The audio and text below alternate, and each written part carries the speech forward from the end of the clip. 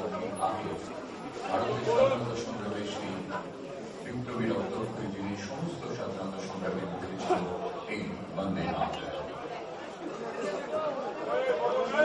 আমাদের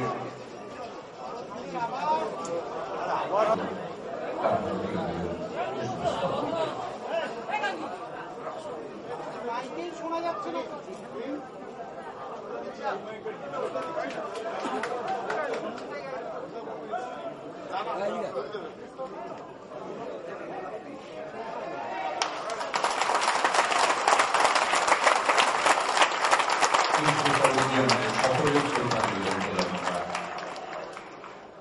আমাদের মহামান্য রাষ্ট্রপতি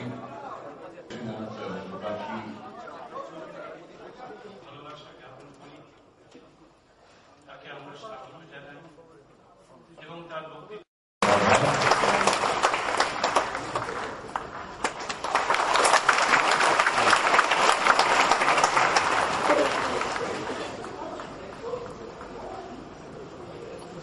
সেই সঙ্গে ভাস্কর দিলীপাল আরো একটি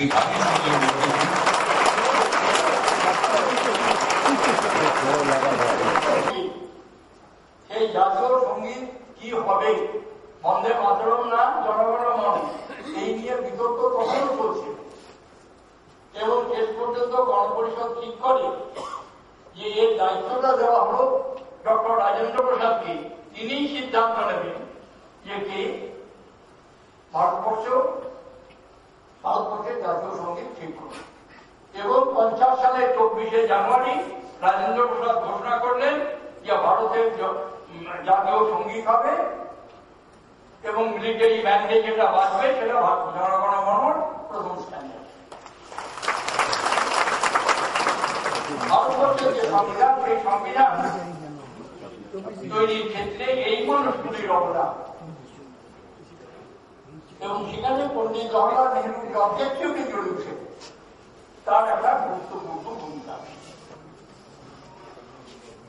দেশ স্বাধীন হওয়ার পর ভারতবর্ষের মানুষের সামনে প্রশ্ন আসে যে ভারতবর্ষকে কিভাবে পরিচালনা করা,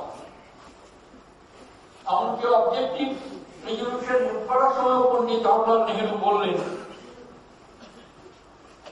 তার একটি বক্তব্যের মধ্যে